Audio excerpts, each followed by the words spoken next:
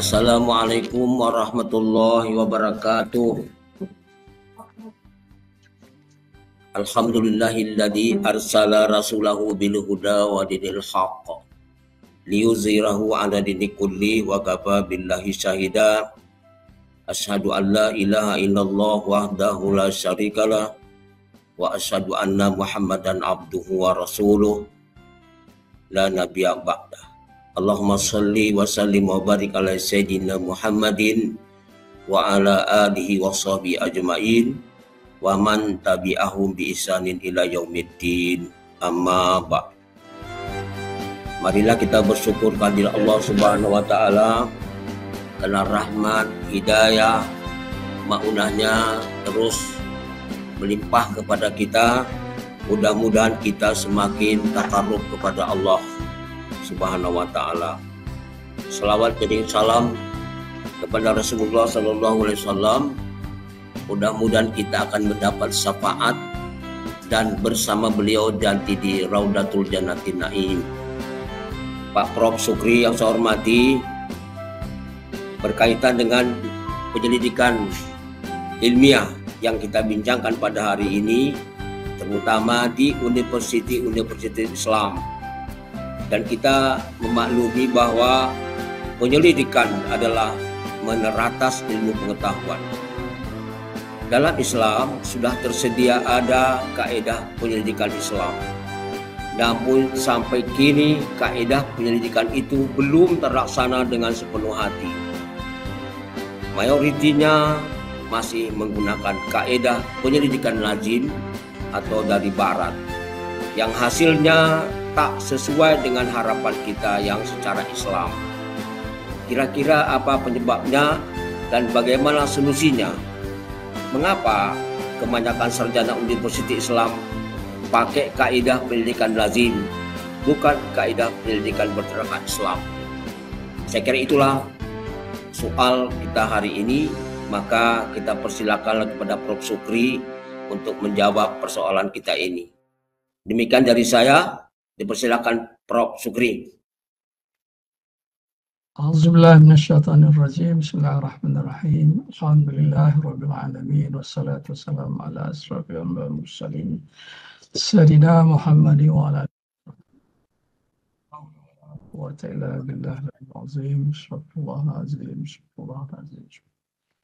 Terima kasih banyak Pak Prof Sukiman kerana sudi sekali lagi untuk bersama dengan kita pada bulan ini. Dan harapnya insyaAllah pada bulan depan pun Pak Sukiman masih sudi untuk bersama dengan kita insyaAllah untuk berbincang-bincang lagi dan memberi ilmu kepada kami semua. Assalamualaikum warahmatullahi wabarakatuh. Waalaikumsalam. Semua pengarah ISTEF, para pensyarah ISTEF, saudara-saudara sekalian, sama ada secara in person ataupun secara online. Pada hari ini insyaAllah sebagaimana yang disoal oleh Pak Prof Sukiman, ya, kita akan bercakap berkenaan dengan kenapa majoritas sarjana Islam ataupun juga di universiti-universiti Islam masih sedikit menggunakan kaedah penyelidikan berteraskan Islam. Secara mudahnya sekarang ini kalau kita lihat, ada dua kaedah yang dipakai. Yang pertama ialah kaedah pendidikan lazim, ya, ataupun kaedah pendidikan konvensional. Untuk teman-teman kita di Indonesia, kaedah pendidikan ini artinya metodologi penelitian Islam berasaskan Islam. Jadi apabila saya berkata kaedah pendidikan berasaskan Islam ataupun kaedah pendidikan, itu artinya metodologi penelitian, insyaAllah, ya. Jadi ada dua, satu yang lazim, yang konvensional, yang ramai dipakai oleh majoritas sarjana, dan yang keduanya yang agak baru muncul, walaupun telah dipakai oleh para ulama yang muktabar, ulama-ulama terdahulu daripada kita, tetapi secara kontemporarinya nampak macam dia baru muncul dalam tahun 50-an, 60-an sahaja. Jadi itu yang keduanya, iaitu kaedah penelitian berteraskan Islam. Jadi antara kedua itu kita nampak majoriti sarjana memakai kaedah pendidikan lazim. Hatta dalam kalangan sarjana-sarjana Muslim ataupun di universitas-universitas yang cenderung kepada Islam ataupun universitas Islam. Jadi itu memang begitu, memang benarlah mengikut observasi yang dikemukakan oleh Profesor Sukiman tadi. Memang begitulah kebanyakannya. Kaedah pendidikan lazim ini merupakan kaedah yang dominan sekarang ini. Walaupun dalam kalangan sarjana Muslim universiti ataupun di universiti Islam sendiri. Walau bagaimanapun kita tak boleh nafikan bahawa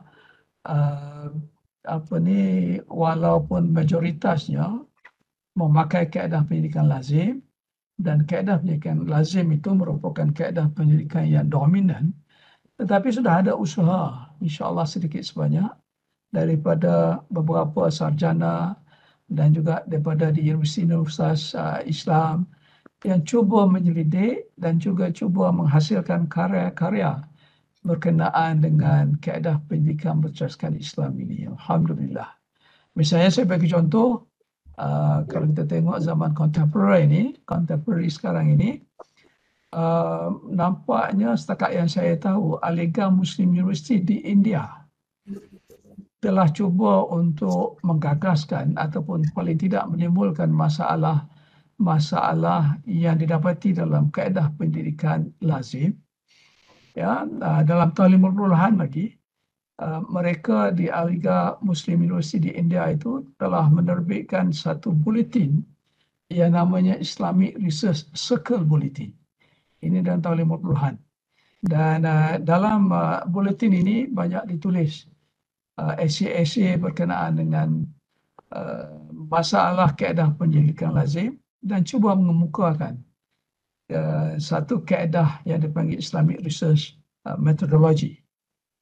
Bulletin ini dalam tahun 1960-an ditukar namanya kepada Islamic Thought. Dan mereka juga dalam tahun 1991 mengadakan satu conference berkenaan dengan kaedah pendidikan berasaskan atau berteraskan Islam ini. Dan beberapa kertas kerja yang dibentangkan di conference ini dalam tahun 1991 itu telah diterbitkan, telah diedit oleh Profesor Mumtaz Ali daripada International Islamic University of Malaysia, UIA. Dan tahun 1996 beliau menerbitkan kumpulan kertas-kertas kerja yang telah dibentangkan di conference yang dianjurkan oleh Aligarh Muslim University tadi. Ini diikuti misalnya dalam tahun 1985 sebelum buku Mumtaz Ali diterbitkan, ada satu buku yang telah ditulis oleh Ahmad Wendover. Ahmad Wendover ini dia kerja dekat Islamic Foundation. Kebetulan ada pelajar-pelajar Malaysia yang datang melawat Islamic Foundation. Jadi Ahmad Wendover ini memberikan satu kuliah berkenaan dengan research in Islam. Jadi dah mula percakapan tentang penyelidikan Islam itu telah mula diperhatikan oleh cendekiawan-cendekiawan tadi. Malah di Indonesia sendiri ya, dalam tahun 2002 Universitas Islam Indonesia menerbitkan satu buku berkenaan dengan metodologi ini, alhamdulillah, dan cuba untuk mengemukakan Islam itu sebenarnya tidak anti kepada saintifik yang selalunya dipakai dalam kaedah pendidikan lazim. Dan ini diikuti oleh Universitas Jember. Universitas Jember dalam tahun 2016 menerbitkan satu buku yang dikumpulkan hasil kertas kerja yang dibentangkan di satu conference yang khusus bertemakan mencari metodologi penelitian Islami. Di Universitas Jember ada menerbitkan buku hasil daripada conference yang dilakukan oleh mereka. Dan di Universiti Kebangsaan Malaysia sendiri dalam tahun 2006 ada satu buku terbit tentang kaedah pendidikan Islam ini. Dan juga selepas itu 2018 terbit satu buku oleh di Universiti Malaysia Kelantan membincangkan tentang kaedah pendidikan masyarakat Islam. Kemudian sekarang ini alhamdulillah para sahabat kita di Institut Sains Islam Universiti Sains Islam Malaysia bekerjasama dengan ISTEF cuba untuk membina apa yang kita panggil kaedah pendidikan masyarakat Islam ini. Alhamdulillah, jadi artinya kalau kita mengatakan bahawa tidak ada perbincangan-perbincangan usaha-usaha untuk membina kaedah pendidikan berdasarkan Islam, itu tidak benar sebab sebenarnya sudah ada sejak tahun 1950-an, 1960-an lagi dan malah hingga sekarang ini. Cuma masalahnya begini saja ya. Masalahnya macam Prof. Sukiman cakap tadi, mayoritas sarjana dan juga universiti Islam sendiri pun tidak menggunakan kaedah pendidikan berteraskan Islam. Kemudian kita lihat pula, walaupun sudah ada perbincangan-perbincangan, karya-karya berkenaan kaedah pendidikan berteraskan Islam ini, dia bersifat berkala. Maksudnya kita lihat di Al-Azhar University, Muslim University, dalam tahun 50-an, 60-an lagi telah berbincang tentang perkara ini. Tapi nampaknya sampai sekarang tak ada, sama ada kita tak tahu sama ada mereka itu masih lagi cuba untuk membina kaedah pendidikan masyarakat Islam itu ataupun tidak. Kemudian berkala ya, kalau kita lihat misalnya di Kelantan, di Universitas Malaysia Kelantan, Universitas Malaysia Kelantan ya, mereka memanggil kami membuat satu bengkel, kemudian berbincang dan akhirnya mereka menerbitkan sebuah buku yang dipanggil kaedah pendidikan masyarakat Islam. Mereka keluarkan buku, mengambil idea-idea yang kita bincangkan di situ, kemudian membina kaedah pendidikan masyarakat Islam mereka sendiri khusus untuk dipakai oleh mereka sendiri. Ada buku. Tapi selepas itu kita tak tahu apa perkembangannya, wallahu a'lam. Jadi yang pertamanya berkala lah, ada orang, tapi lepas itu tinggal, lepas itu tak ada lagi. Dan artinya dia tidak berkelanjutan, tidak lestari. Tidak lestari. Kemudian kalau kita lihat kepada penekanannya, biasnya lebih kepada falsafah. Biasnya lebih kepada menyerang kaedah pendidikan lazim ataupun mengkritik kaedah pendidikan lazim. Yang sangat kurang, malah hampir tidak disentuh, ialah dari segi teknikalnya. Maksud teknikal di sini ialah bagaimana reka bentuknya, bagaimana kaedah pengelolaan datanya, bagaimana kaedah analisis datanya, itu tidak dibincangkan. Jadi apabila kita melihat kepada apa yang mereka telah lakukan itu jarang-jarang dibincangkan. Banyaknya ialah bersifat falsafah, bersifat perbincangan, mungkin perlunya kepada kaedah pendidikan masyarakat Islam, ataupun buruknya kaedah pendidikan lazim, tetapi dari segi teknikalnya kalau kita mau pakai, belum ada yang sempurna lagi. Belum ada yang sempurna lagi. Jadi artinya, walaupun sudah ada perbincangan berkenaan dengan kaedah pendidikan berteraskan Islam, dia belum lengkap, superficial. Malah dia compartmentalize. Misalnya di ISTEF sendiri, ya, kita cuba untuk menggalakkan para pelajar kita untuk menggunakan kaedah pendidikan berteraskan Islam dalam tesis-tesis mereka. So mereka telah gunakan, tapi lebih bersifat compartmentalize. Misalnya dari segi reka bentuk, mereka pakai yang Islamnya, misalnya Madoi misalnya, tetapi pengumpulan data tidak dipakai, pakai yang konvensional, analisis data yang konvensional. Jadi tidak lengkap. Kerana apa tidak lengkap? Sebab kita sendiri pun belum membina. Walaupun di ISTEF telah bina beberapa teknikal nanti yang akan saya bincangkan nanti insya-Allah, tapi secara umumnya dia belum compartmentalize dan kita di ISTEF sendiri pun belum berani untuk meminta pelajar kita menggunakan kaedah pendidikan masyarakat Islam itu secara lengkap, secara penuh, sebab dia belum lagi dapat kita bina secara sempurna. Akhir sekali kita nampak bahawa walaupun ada usaha-usaha ini, tapi tak banyak usaha yang dibuat secara berjemaah, secara kolektif. Dia lebih bersifat individual. Misalnya kita lihat bagaimana Al-Azhar University, mungkin para pensyarahnya, kemudian diterbitkan oleh seorang, Selepas itu, walaupun ada karangan, ada karya, ada buku misalnya di UKM, tapi itu bersifat seorang, tidak secara berjemaah, secara kumpulan penyelidik. Tidak saya, kecuali sekarang ni kebelakangan ini, USIM bersama dengan ISTEF cuba membina kumpulan penyelidik yang boleh insya-Allah membina kaedah pendidikan mencegah Islam ini secara lengkap, insya-Allah. Jadi kalau kita lihat ISTEF sebenarnya sangat cuba untuk mengatasi masalah-masalah ini. Sangat cuba mengatasi masalah ini. Misalnya usaha ISTEF sejak tahun 2008 lagi 2008, 2009 lagi, malah apabila kita mula memperkenalkan bidang pengurusan pembangunan Islam ataupun pembangunan berterakat Islam, maka kita telah mula memikirkan tentang kaedah pendidikan Islam ini.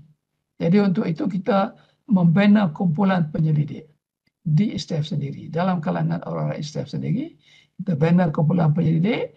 Kemudian dalam tahun 2008, dalam sidang akademik 2008-2009, kita memperkenalkan satu kursus di peringkat sarjana yang namanya Kaedah Pendidikan Islam.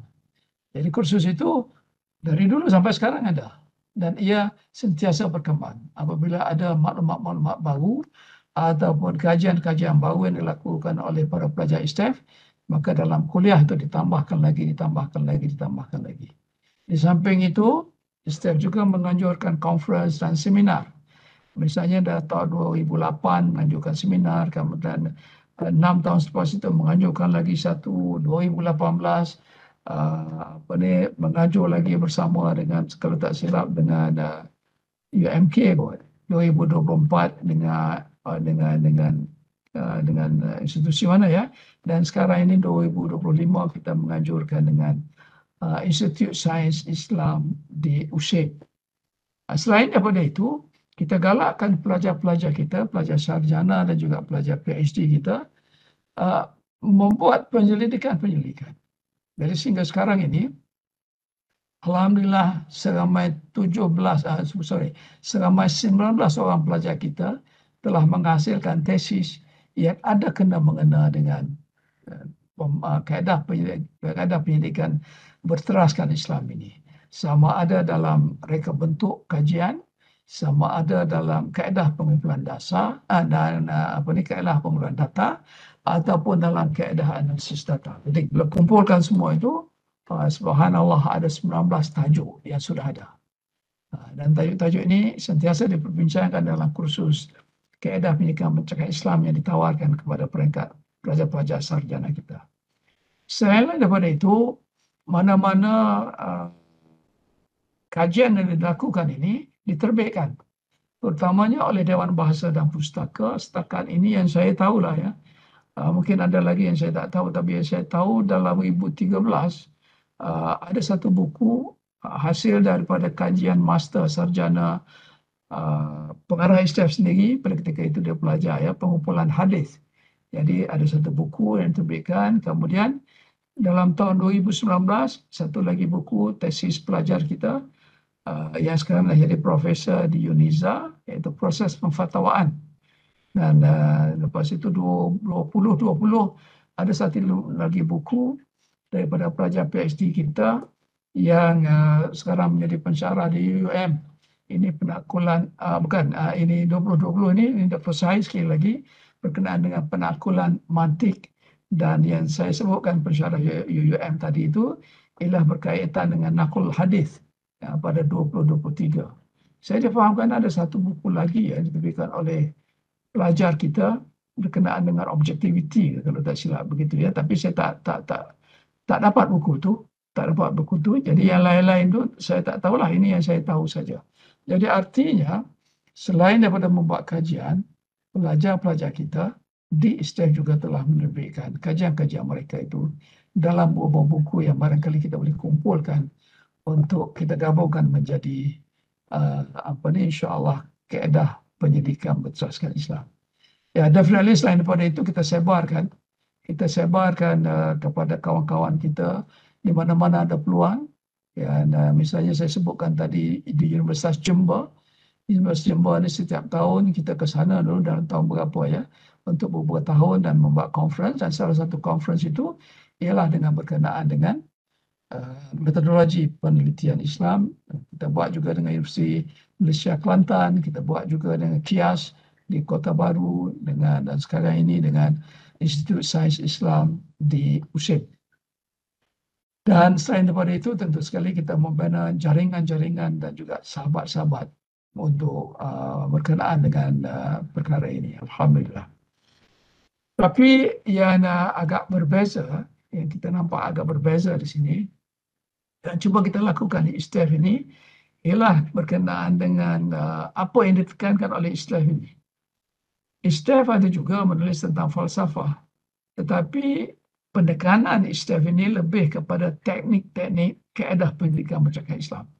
Misalnya, bagaimana reka bentuk kaedah pendidikan masyarakat Islam, bagaimana kaedah kumpulan data, ya, bagaimana kaedah analisis data. Dan untuk semua ini, pelajar-pelajar ISTEF cuba menggali kaedah-kaedah pendidikan ini yang pernah diamalkan oleh para tokoh ulama dulu. Terutamanya ulama-ulama muktabar. Misalnya bagaimana Imam Syafi'i, bagaimana Ibnul Khaldun, bagaimana Al-Burini, ya, bagaimana barangkali Imam Ghazali, bagaimana siapa lagi lah, ya, tokoh-tokoh cendekiawan Islam itu melakukan pendidikan, termasuk Imam Syafi'i. Walaupun belum semua lagi ulama itu telah kita kaji, tetapi insya-Allah daripada yang telah kita lakukan itu moga dapat berkembang lagi, dan para pelajar kita dan juga pensyarah-pensyarah kita ataupun kawan-kawan kita di universiti-universiti lain boleh membantu kita untuk bersama-sama melihat kepada kitab-kitab muktabar, kepada kitab-kitab turah dan meneliti kaedah kaedah penyelidikan berasaskan Islam yang dilakukan oleh para ulama kita yang awal, yang dulu-dulu itu. Jadi kalau kita tengok tadi, kita dah cakap, ya, kita di ISTEF buat tekniknya, tapi kalau kita tengok apa yang orang lain buat, kita nampak walaupun dah ada tapi masih kecil lagi. Walaupun ISTEF buat, tapi usaha itu masih kecil berbanding dengan kaedah pendidikan lazim yang dominan itu. Tambah lagi di tengah-tengah karya yang agak tidak menjurus kepada teknik-teknik kaedah pendidikan masyarakat Islam. Apa yang kita dapati, karya-karya yang ada, yang diterbitkan oleh sarjana lain, kita nampak mereka tidak bercakap berkenaan dengan kaedah penyelidikan berasaskan Islam. Mereka bercakap tentang penyelidikan dalam Islam. Selain daripada di Islamic Foundation tadi, di Universiti Kebangsaan Malaysia ada kawan kita di sana, ada juga kawan kita di Universiti Melaya juga, ada menerbitkan buku, tetapi buku-buku itu semua bercakap berkenaan dengan penyelidikan dalam Islam, bukan kaedah pendidikan dalam berteraskan Islam. Malah kalaupun ada, macam di UKM itu kita nampak, mereka bercakap atau beliau bercakap berkenaan kaedah pendidikan dalam pengajian Islam. Tapi kaedah pendidikan disarankan itu adalah pendidikan lazim.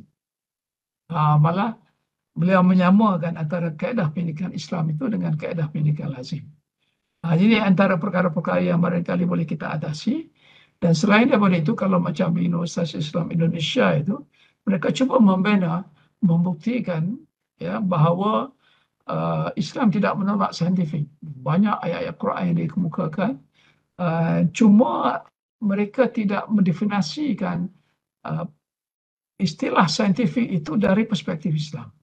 Jadi akhirnya kita nampak bahawa apa yang dimaksudkan dengan saintifik itu sama dengan makna saintifik yang dikemukakan oleh Barat, yang dikemukakan, yang ditemui dalam kaedah pendidikan lazim. Itu antara masalahnya. Jadi sekarang Pak Prof Sukiman kita bertanya, kenapa majoritas sarjana Muslim khususnya dan juga Universitas Islam Amnya tidak menggunakan kaedah pendidikan berasaskan Islam? Walaupun ada tadi yang saya sebut tadi, tapi kita nampak beberapa kelemahan yang ada di situ.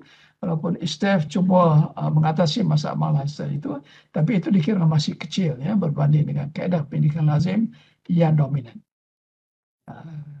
Saya rasa ada beberapa sebab lah kenapa ramai dalam kalangan sarjana Muslim yang tidak berminat ataupun tidak pakai kaedah pembangunan berteraskan Islam ini, yang pertamanya saya rasa kerana kaedah pendidikan lazim sudah lama bertapak. Dia sudah established. Sudah lama bertapak, sudah established, sudah sedia ada.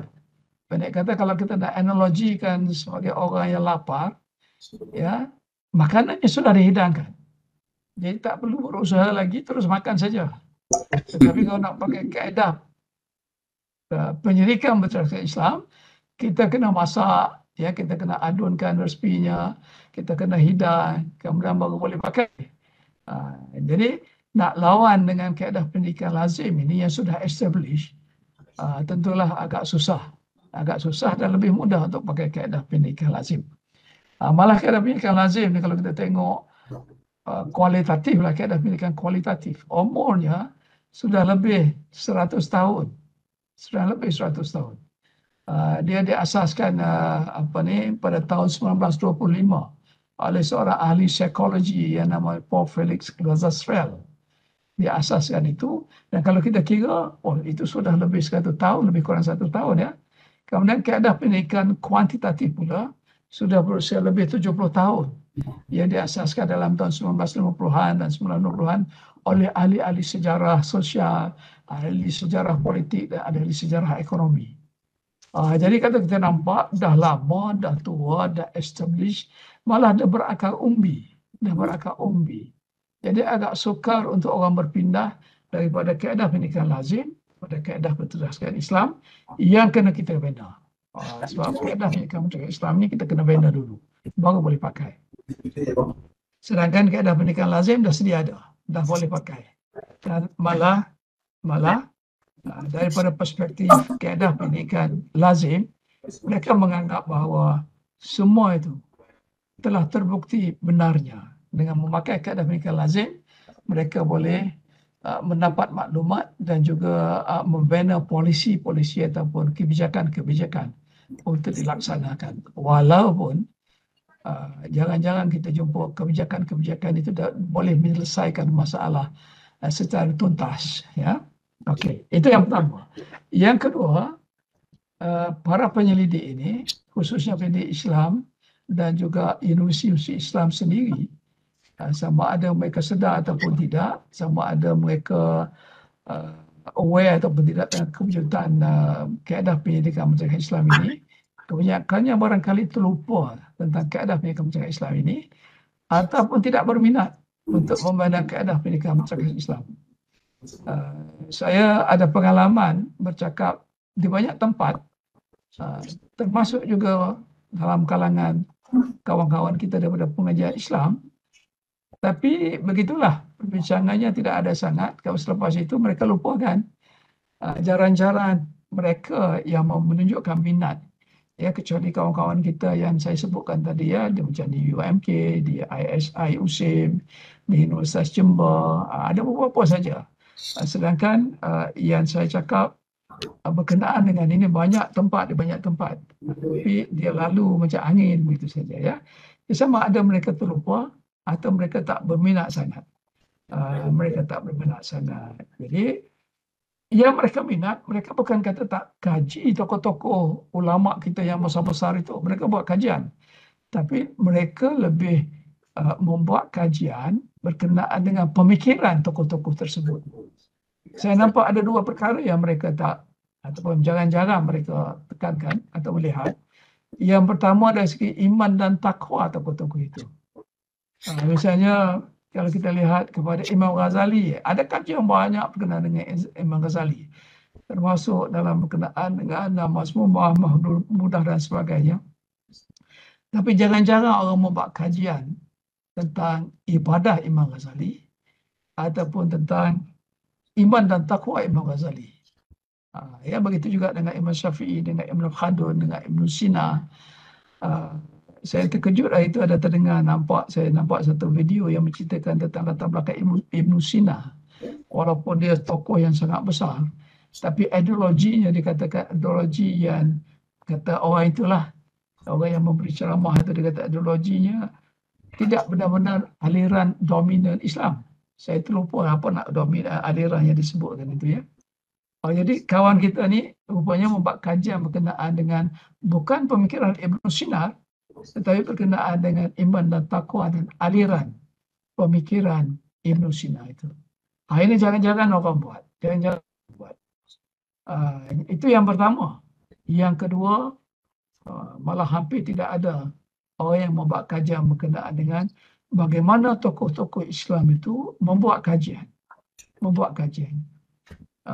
Barangkali kita boleh lihat bagaimana Ibn Khaldun mengumpulkan datanya. Beliau bermusafir dari satu tempat ke satu tempat. Dan bagaimana beliau bertemu dengan orang, bagaimana reaksinya, bagaimana beliau masuk politik dan mendapat maklumat, bagaimana beliau menganalisis maklumat itu. Itu belum saya jumpa lah, mungkin ada tapi belum saya jumpa. Jadi itu sangat kurang sekali. Dengan begitu juga dengan Imam Syafi'i ya. Bagaimana dengan pemurahnya beliau itu Allah memberikan tambah rezeki, dan rezeki itu bukan saja berbentuk wang ringgit tetapi juga ilmu yang luar biasa. Jadi ini agak inilah. Jadi dalam kes kita ini yang berkenaan dengan kaedah pendidikan berteraskan Islam. Kaedah berteraskan Islam. Jadi kalau kita lihat itu yang kedua ya. Kemudian yang ketiga, di universitas sendiri pula, termasuk universitas Islam, saya nampak macam tak ada political will dalam kalangan otoritas, dalam kalangan penguasa universitas itu untuk menekankan kepada kaedah pendidikan berteraskan Islam. Tidak ada ini. Malah di Malaysia sekarang ada satu kontroversi Pak Profesor Kiban. Ada satu kontroversi seorang profesor di Universiti Islam Antarabangsa Malaysia mengemukakan satu hipotesis yang agak berlainan daripada aliran hipotesis biasa. Antaranya beliau mengatakan bahawa orang Rom belajar membuat kapal daripada orang Malaysia. Dan beliau mendapat respon negatif yang sangat luar biasa. Ya. Jadi kita dapat menarik sebab kawan kita ni, profesor ini berdasarkan kepada hipotesisnya itu berdasarkan kepada sumber daripada kitab-kitab Arab klasik katanya ya, daripada kitab Arab klasik. Sedangkan orang yang komen itu saya tak tahulah. Saya rasa sebahagian besarnya itu tidak berupaya membaca kitab Arab klasik lah ya. Kita tak kira sama ada profesor itu hipotesisnya benar ataupun tidak, tapi dalam konteks kita ini lihat bagaimana kaedah penyelidikan itu kalau agak berbeza sedikit daripada yang dominan daripada kaedah pemikiran lazim, dia akan mendapat kecaman dan juga ejekan dan sebagainya itu. Ini juga agak menarik sebab kawan kita ini bukan saja mendapat respon negatif daripada para sarjana, tetapi juga negatif daripada asosiasi pensyarah di universitas beliau sendiri, malah oleh universitas beliau sendiri juga, malah oleh Kementerian Pendidikan Tinggi Malaysia juga menegurnya, dan malah diperbincangkan dalam Parlimen Malaysia juga. Ada orang politik yang menyerang beliau dan begitulah. Jadi nampak macam sangat susah untuk membuka satu minda baru ataupun satu ruang baru. Ini belum bercakap ada seorang di Kelantan kalau tak silap ya. Beliau membuat kajian, sumbernya ialah daripada mimpi. Bagaimana Pak Prof. Suliman ya? Sumber datanya ialah daripada mimpi. Dia dapat data-data daripada mimpi, kemudian dia olah. Jadi artinya cara pengumpulan data ini luar biasa ya, bukan hanya secara data pengumpulan yang dibuat oleh kaedah pendidikan lazim, tetapi juga ada cara yang pelik lah. Sama ada benar atau tidak, wallahu alam. Tapi sebagai sarjana, saya rasa kita perlu terbuka untuk melihat dan mengkaji tentang apa yang dilakukan itu. Kalau kita sudah ada data-data dan juga bukti-bukti yang mengatakan yang salah, baru kita buat keputusan salah. Kalau tidak, baru kita mengatakan kalau benar, kita mengatakan benar gitu ya. Jadi begitulah kita nampak macam political will untuk membenarkan satu kaedah pendidikan yang agak lain daripada kaedah pendidikan lazim belum wujud di universitas-universitas, termasuk di universitas-universitas Islam sendiri. Kecuali setakat ini saya nampak macam di ISIM, ya, Institut Universitas Sains Islam Malaysia. Itu saya nampak dia mendapat dukungan ataupun support daripada Timbalan Net Chancellor mereka. Dan itu sebab kita boleh membuat siri-siri seminar untuk kaedah pendidikan pencegahan Islam ini. Alhamdulillah. Okey, kalau beginilah terus-terusan, saya rasa banyak kesannya, terutamanya kepada para pengkaji, para penyelidik Muslim. Apa kesannya, ya? Kesannya ialah kita akan membiarkan para penyelidik Muslim ini terutamanya menggunakan kaedah penyelidikan lazim yang tidak ngam, yang tidak sesuai dengan Islam dan orang-orang Islam. Sebab bagi saya kaedah pendidikan lazim itu tidak sesuai. Sebab tasawur kaedah pendidikan lazim, epistemologi kaedah pendidikan lazim itu adalah berbeza daripada tasawur dan epistemologi Islam dan orang-orang Islam.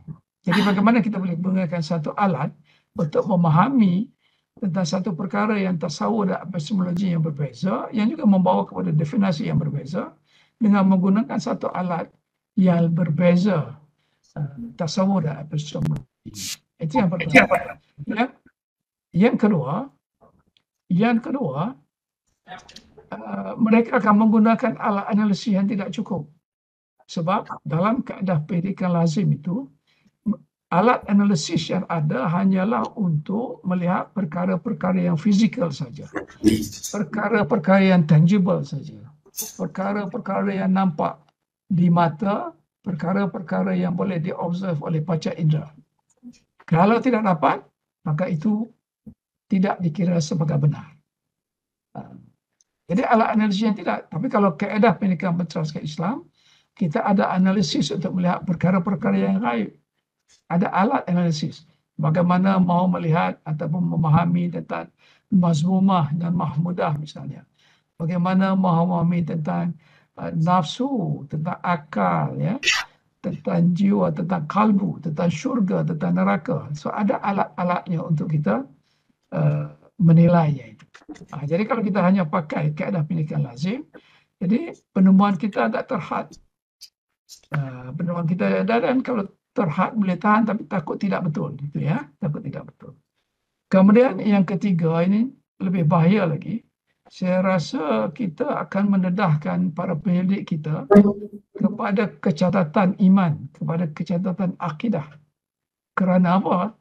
Kerana dalam kaedah pendidikan lazim ini yang sangat ditekankan ialah satu sifat yang dipanggil anti-dogmatik. Artinya kita tidak boleh ada dogma, kepercayaan yang tak boleh kita persoalkan. Macam rukun iman dan rukun Islam kita. Mereka mengatakan semua perkara boleh kita persoalkan. Semua perkara boleh persoalkan. Jadi artinya dengan menggunakan kaedah pendidikan lazim, kita boleh persoalkan rukun iman, ya, kita boleh persoalkan rukun Islam, walaupun itu suruhan Allah yang Allah minta kita terima sepenuhnya, dan jangan persoalkan. Jadi itu boleh dipersoalkan. Itu bahaya. Dan begitu juga mereka menekankan kepada objektiviti, tidak bias.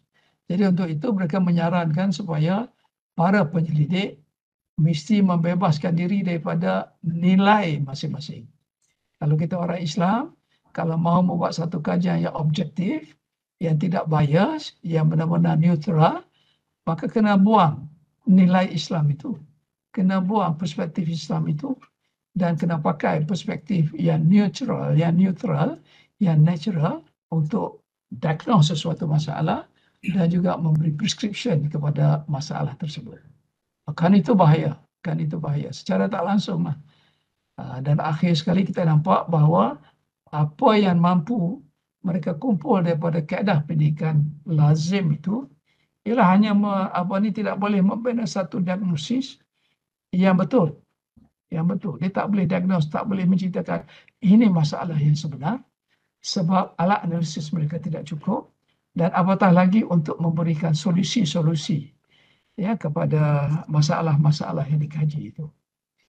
Jadi kesimpulannya, rumusannya ialah Saya rasa menjadi tugas kita semualah untuk berusaha membina dan menggunakan kaedah pendidikan berteraskan Islam ini, insya-Allah. Dan saya anggap ini sebagai satu perjuangan yang Allah insya-Allah akan nilai sebagai ibadah nanti, insya-Allah. Ya. Jadi kita suruh kepada kawan-kawan kita yang berminat untuk sama-sama dengan ISTEF, sebab ISTEF telah menyediakan platformnya, dan sekarang ini ISTEF telah bergabung dengan Institut Sains Islam untuk membina kaedah pendidikan berteraskan Islam ini. Dan mana-mana pihak yang berminat, maka pasti sekali insya-Allah saya yakin ISTEF dan juga ISI di USIM itu bersedia untuk menerima lebih ramai para cendekiawan untuk sama-sama membina kaedah pendidikan berteraskan Islam ini, hingga akhirnya nanti insya-Allah pada satu hari kita boleh membina satu kaedah pendidikan berteraskan Islam yang sempurna, yang lengkap, yang boleh dipakai oleh para penyelidik, dan insya-Allah dan boleh menjadi gantian kepada kaedah penyelidikan lazim. Saya tekankan yang boleh menjadi gantian. Apa yang kita lakukan ini adalah untuk menggantikan kaedah pendidikan lazim, bukan untuk mengadakan alternatif kepada kaedah pendidikan lazim. Mesti ingat, yang ini macam yang saya rasa macam wajib. Jadi oleh wajib kita tidak ada pilihan. Para penyelidik Muslim tidak ada pilihan kecuali menggunakan kaedah pendidikan berteraskan Islam. Kalau pakai kaedah pendidikan lazim, dia terdedah kepada perkara-perkara yang saya sebutkan tadi, insya-Allah. Jadi perjuangan kita ni, tambah lagi kalau di tempat Profesor Kiman ini, namanya Universitas Islam Negeri kan. Jadi Universitas Islam itu, jadi saya rasa patut sangat diadakan, dibina kaedah pendidikan berteraskan Islam, insya-Allah. Jadi sekian untuk hari ini. Terima kasih banyak. Wallahu a'lam. Assalamualaikum warahmatullahi wabarakatuh. Waalaikumsalam.